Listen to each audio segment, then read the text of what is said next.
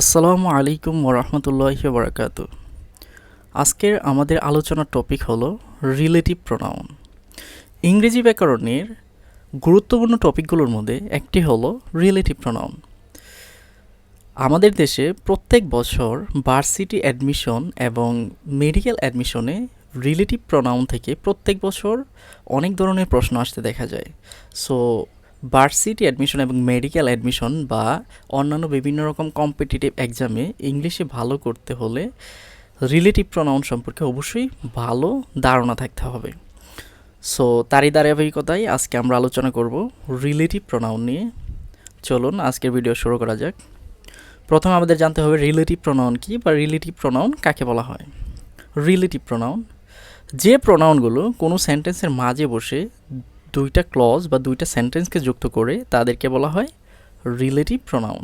তাহলে আবার খেয়াল করুন কী বিষয়টা বলা হয়েছে, যে প্রোনাউনগুলো কোনো সেন্টেন্সের মাঝে বসে দুইটা ক্লজ বা দুইটা সেন্টেন্সকে যুক্ত করে তাদেরকে বলা হয় রিলেটিভ প্রোনাউন। তার মানে যে প্রোনাউনগুলো দুইটা সেন্টেন্সের মাঝে বসে দুইটা সেন্টেন্সকে বা দুইটা বাক্যকে যুক্ত করবে সেই প্রোনাউনগুলোকে আমরা বলবো রিলেটিভ প্রোনাউন। রিলেটিভ প্রোনাউনের পূর্বে নাউন প্রোনাউন বা নাউন ফ্রেজকে অ্যান্টিসিডেন্ট বলা হয়। তাহলে খেয়াল করুন, রিলেটিভ প্রোনাউনের পূর্বে যে নাউন প্রোনাউন বা নাউন ফ্রেজ থাকে এদেরকে বলা হয় অ্যান্টিসিডেন্ট। তার মানে রিলেটিভ প্রোনাউনের পূর্বে যে নাউন প্রোনাউন বা নাউন ফ্রেজ থাকবে সেটাকে আমরা বলবো অ্যান্টিসিডেন্ট। অ্যান্টিসিডেন্ট মানে কি? অ্যান্টিসিডেন্ট মানে হচ্ছে পূর্বপদ। মানে রিলেটিভ প্রোনাউনের পূর্বে যে পদ বসে বা যা থাকে তাই হলো অ্যান্টিসিডেন্ট। রিলেটিভ প্রোনাউনের পূর্বে সাধারণত অ্যান্টিসিডেন্ট পূর্বপদ হিসেবে নাউন প্রোনাউন বা নাউন ফ্রেজ থাকে। রিলেটিভ প্রোনাউন দ্বারা মূলত সেই অ্যান্টিসিডেন্টকেই নির্দেশ করা হয়। তাহলে কি বোঝা গেল যে রিলেটিভ প্রোনাউনের পূর্বে অ্যান্টিসিডেন্ট হিসেবে সাধারণত নাউন প্রোনাউন বা নাউন ফ্রেজ থাকে, আর রিলেটিভ প্রোনাউন দ্বারা সেই নাউন প্রোনাউন বা নাউন ফ্রেজকেই নির্দেশ করা হয় বা বোঝানো হয়। তাহলে রিলেটিভ প্রোনাউন কোনগুলো চলুন দেখে নেওয়া যাক। Relative pronoun who, whom, which, that, what, whatever, whoever, whomever, whichever, মানে এই শব্দগুলো রিলেটিভ প্রোনাউন হিসেবে ইউজ হয়। তাহলে আবারও খেয়াল করুন কোন বিষয়গুলো, who, whom, which, that, what, whatever, whoever, whomever, whichever. এই যে শব্দগুলোকে বলা হয় রিলেটিভ প্রোনাউন।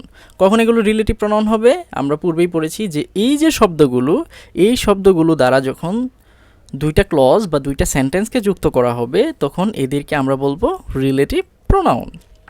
এখন এগুলো তো রিলেটিভ প্রোনাউন, আমরা জানলাম যে এগুলো রিলেটিভ প্রোনাউন। এখন এগুলোর ব্যবহার বা ইউজ জানতে হবে, যে কখন আমরা হো ব্যবহার করব, কখন হুম ব্যবহার করব, কখন দ্যাট, হোয়াট এভার, হোইভার এগুলো ব্যবহার করব। এই ব্যবহারগুলোই মেইনলি আমাদের কম্পিটিটিভ এক্সামগুলোতে আসে, তাই আমাদের অবশ্যই ভালো করে এই ব্যবহারগুলো জানতে হবে। তাহলে এই ব্যবহারগুলো আমি সেকশন আকারে ভাগ করে সুন্দর করে ব্যাখ্যা করে দিয়েছি, চলুন দেখে নেওয়া যাক। সেকশন 1, সেন্টেন্সে ব্যক্তি বোঝাতে হো বা হোম ইউজ হয়। তাহলে যখন সেন্টেন্সে কোনো ব্যক্তি বা কোনো মানুষ সম্পর্কে বলা হবে বা নির্দেশ করা হবে তখন আমরা হো বা হোম ইউজ করব। এক্ষেত্রে হো এটা হলো সাবজেক্টিভ প্রোনাউন। যেহেতু এটা সাবজেক্টিভ প্রোনাউন এটা সবসময় সাবজেক্ট পজিশনে বসবে। আর হোম এটা হলো হো এর অবজেক্টিভ প্রোনাউন, এটা সবসময় অবজেক্ট পজিশনে বসবে। সাবজেক্ট পজিশন কোনটা? ভার্বের শুরুতে সাবজেক্ট হিসেবে হো বসবে, আর অবজেক্ট পজিশন হচ্ছে ভার্বের পরে অবজেক্ট হিসেবে অথবা প্রিপোজিশনের পরে প্রিপোজিশনের অবজেক্ট হিসেবে হোম বসতে পারে। 2 নম্বর পয়েন্ট, বস্তু বা পশু প্রাণী বোঝাতে হুইচ, দ্যাট বা হোয়াট ইউজ হয়। তাহলে বাক্যে যখন কোনো বস্তু, পশু বা প্রাণী বোঝানো হবে এক্ষেত্রে আমরা রিলেটিভ প্রোনাউন হিসেবে হুইচ, দ্যাট বা হোয়াট ইউজ করব। 3 নম্বর পয়েন্ট, 3 নম্বরে বলা হয়েছে বাক্যে অনির্দিষ্ট করে কোনো ব্যক্তিকে বোঝাতে হোইভার অথবা হোম ইভার ইউজ হয়। তার মানে যখন বাক্যে কোনো ব্যক্তিকে নির্দিষ্ট করে বোঝাবে না বরং অনির্দিষ্ট করে বোঝানো হবে এক্ষেত্রে আমরা ইউজ করব হোইভার বা হোম ইভার। আবার হোইভার এটা হচ্ছে সাবজেক্টিভ প্রোনাউন, তাই এটা সাবজেক্ট পজিশনে বসবে, মানে হোয়েভার বসবে ভার্বের সাবজেক্ট হিসেবে ভার্বের পূর্বে, আর হোমেভার এটা হলো অবজেক্টিভ প্রোনাউন, তাই এটা অবজেক্ট পজিশনে বসবে। তার মানে এটা ভার্বের অবজেক্ট হিসেবে ভার্বের পরে অথবা প্রিপোজিশনের অবজেক্ট হিসেবে প্রিপোজিশনের পরে বসবে। 4 নম্বরে বলা হয়েছে অনির্দিষ্ট কোনো বস্তু বা প্রাণী বোঝাতে হোয়াট এভার বা হুইচ এভার ইউজ হয়। তার মানে বাক্যে যখন অনির্দিষ্ট করে কোনো বস্তু বা প্রাণীকে নির্দেশ করা হবে বা বোঝাতে হবে, এক্ষেত্রে হোয়াট এভার বা হুইচ এভার ইউজ করা হবে। চলুন উদাহরণের মাধ্যমে ক্লিয়ার করা যাক বিষয়গুলো। শি ইজ দ্য গার্ল হো হেল্প মি। এইখানে খেয়াল করুন বাক্যের মাঝে হো বসেছে, এবং বাক্যের মাঝে হো বসে শি ইজ দ্য গার্ল এই সেন্টেন্সের সাথে হেল্প মি এই সেন্টেন্সকে যুক্ত করা হয়েছে। আবার এখানে হো বসেছে কেন? কারণ হচ্ছে দ্য গার্ল, এই দ্য গার্ল দ্বারা মূলত ব্যক্তিকে নির্দেশ করা হচ্ছে। আবার এই যে হেল্প যে ভার্বটা, এই ভার্বের সাবজেক্ট হিসেবে ভার্বের পূর্বে হু বসেছে। যেহেতু এখানে বাক্যের মাঝে হু বসে দুইটা ক্লজ বা দুইটা সেন্টেন্সকে যুক্ত করেছে, তাই হোকে বলা হবে এখানে রিলেটিভ প্রোনাউন। আবার এই যে খেয়াল করুন হোয়ের পূর্বে দ্য গার্ল আছে, এই গার্ল দ্বারা মূলত কী বোঝানো হচ্ছে? কোনো একজন ব্যক্তি বা মানুষ বোঝানো হচ্ছে। এই কারণে এখানে রিলেটিভ প্রোনাউন হিসেবে হো হয়েছে, কারণ আমরা পূর্বেই পড়েছি যে ব্যক্তি বোঝাতে রিলেটিভ প্রোনাউন হিসেবে হু ইউজ হয়। আর এই যে হু, এই রিলেটিভ প্রোনাউনের পূর্বে যে দ্য গার্ল নাউন ফ্রেজ আছে, এইটাকে বলা হবে অ্যান্টিসিডেন্ট। কারণ আমরা তো পূর্বেই পড়েছি যে হু এর পূর্বে যে নাউন প্রোনাউন বা নাউন ফ্রেজ থাকবে, এটাকে বলা হয় অ্যান্টিসিডেন্ট। আর হু দ্বারা মূলত এখানে দ্য গার্ল এই অ্যান্টিসিডেন্টটাকে নির্দেশ করা হচ্ছে, যে শি ইজ দ্য গার্ল, যে সে সেই মেয়ে, হো হেল্প মি যে আমাকে সাহায্য করেছিল। তার মানে এখানে হো দ্বারা মূলত পূর্বের দ্য গার্লকেই নির্দেশ করা হচ্ছে। এই কারণে দ্য গার্ল এই বিষয়টা এটা হলো হো রিলেটিভ প্রোনাউনের অ্যান্টিসিডেন্ট। আশা করি বিষয়টা ক্লিয়ার। দ্য বয় হো on the race is my cousin. এখানে খেয়াল করুন বাক্যের মাঝে কি বসেছে? হু বসেছে। এখানে বাক্যের মাঝে হু বসে the boy is my cousin এই সেন্টেন্সের সাথে অন দ্য রেস এই সেন্টেন্সকে যুক্ত করা হয়েছে, এবং এখানে হো দ্বারা মূলত দ্য বয়কেই নির্দেশ করা হচ্ছে বা বয়কে বোঝানো হচ্ছে। আর দ্য বয় মূলত একজন ব্যক্তিকে বোঝানো হচ্ছে। যেহেতু ব্যক্তিকে বোঝানো হচ্ছে এই কারণে এখানে আমরা হো বসিয়েছি। আবার এই যে ওন ভার্বটা, এই ভার্বের সাবজেক্ট হিসেবে এখানে সাবজেক্টিভ প্রোনাউন হো বসেছে। সো এই কারণে এই যে হু এটা হলো রিলেটিভ প্রোনাউন, এবং এখানে দ্য বয় এই যে অংশটা এইটাকে বলা হবে অ্যান্টিসিডেন্ট। তাহলে দ্য বয় হো on the race is my cousin, যে ছেলেটি দৌড় প্রতিযোগিতায় জিতেছে সে আমার cousin. This is the student home the teacher প্রেইজড। এখানে খেয়াল করুন বাক্যের মাঝে হোম বসেছে। হোম বসে দিস ইজ দ্য স্টুডেন্ট এই সেন্টেন্সের সাথে দ্য টিচার প্রেইজড এই সেন্টেন্সকে যুক্ত করা হয়েছে। যেহেতু এখানে হোম বাক্যের মাঝে বসে দুইটা ক্লজ বা দুইটা সেন্টেন্সকে যুক্ত করেছে, এই কারণে হোমটা হয়ে যাবে এখানে রিলেটিভ প্রোনাউন। আবার এখানে হোম কেন হয়েছে? এখানে খেয়াল করুন যে দ্য স্টুডেন্ট, এখানে স্টুডেন্ট দ্বারা কিন্তু একজন ব্যক্তির কথা বোঝানো হচ্ছে বা ব্যক্তিকে বোঝানো হচ্ছে, এই কারণে এখানে হোম হয়েছে। এখন প্রশ্ন আসতে পারে যে এখানে আমরা হো না ব্যবহার করে কেন হোম ব্যবহার করেছি? এখানে খেয়াল করুন এখানে দ্য টিচার এটা হচ্ছে সাবজেক্ট এবং ফ্রেজ হচ্ছে ভার্ব। তার মানে এখানে এই ভার্বের অলরেডি সাবজেক্ট আছে, এই ভার্বের একটা অবজেক্ট দরকার, আর এই ভার্বের অবজেক্ট হিসেবে এখানে হোম বসেছে। আমরা তো পূর্বেই পড়েছি যে ভার্বের অবজেক্ট হিসেবে হোম বসতে পারে বা হোম বসে। The man whom you met yesterday is my teacher. এখানে খেয়াল করুন যে the man whom you met yesterday is my teacher. এখানে বাক্যের মাঝে হোম বসে the man is my teacher এই সেন্টেন্সের সাথে ইউ ম্যাট yesterday এই সেন্টেন্সকে যুক্ত করা হয়েছে। যেহেতু এখানে বাক্যের মাঝে হোম বসে দুইটা ক্লজ বা দুইটা সেন্টেন্সকে একসাথে যুক্ত করেছে, তাই হোমটা হয়ে যাবে এখানে রিলেটিভ প্রোনাউন। এখন এই যে হোম কেন হলো? কারণ এই যে মেড যে ভার্বটা, এই ভার্বের অবজেক্ট হিসেবে এখানে হোম বসেছে। আবার দ্য ম্যান দ্বারা একজন ব্যক্তি বোঝানো হচ্ছে বা ব্যক্তিকে বোঝানো হচ্ছে, নির্দেশ করা হচ্ছে, এই কারণে হোম এখানে দ্য ম্যানকে বোঝাতে রিলেটিভ প্রোনাউন হোম হয়েছে। সো যেহেতু এখানে হোম দ্বারা পূর্বের দ্য ম্যানকে নির্দেশ করা হচ্ছে, এই কারণে দ্য ম্যানটা হয়ে যাবে এখানে হোম এই রিলেটিভ প্রোনাউনের অ্যান্টিসিডেন্ট। আরও উদাহরণ খেয়াল করা যাক। I lost the pen which you gave me. এখানে খেয়াল করুন বাক্যের মাঝে হুইচ বসেছে, বাক্যের মাঝে হুইচ বসে আই লস্ট দ্য পেন এই সেন্টেন্সের সাথে ইউ গ্যাভ মি এই সেন্টেন্সকে যুক্ত করেছে। এবং এখানে দেখুন খেয়াল করুন দ্য পেন, এইখানে দ্য পেন দ্বারা মূলত বস্তু বা থিংস বোঝানো হচ্ছে। যেহেতু দ্য পেন দ্বারা বস্তু বোঝানো হচ্ছে এই কারণে রিলেটিভ প্রনাউন হয়েছে হুইচ। কারণ আমরা পূর্বেই পড়েছি যে বস্তু বা থিংস বোঝাতে রিলেটিভ প্রনাউন হিসেবে হুইচ হয়।